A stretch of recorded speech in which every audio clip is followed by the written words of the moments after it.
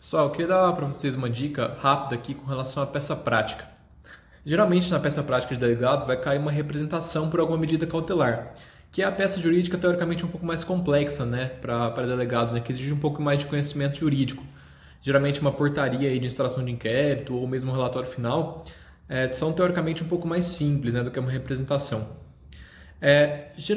Nas medidas cautelares em geral, né, no direito, quais são os dois pressupostos básicos de uma medida cautelar?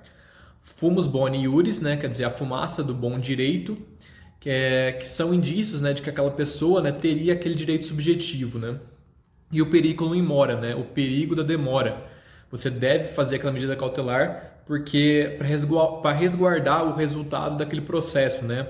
Porque existe um perigo de perdimento daquele bem ou daquele direito se ele não for resguardado. Porém, no processo penal isso muda um pouquinho.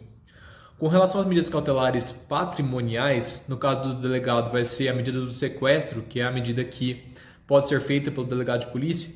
Quando ele representa pela medida de sequestro de bens, o delegado deve demonstrar o periculum in mora, assim como ocorre geralmente, né, nas medidas cautelares, mas aqui não se fala em fumus boni iuris, fala sim em fumus commissi delicti, quer dizer, indícios suficientes de que determinada pessoa teria cometido uma infração penal.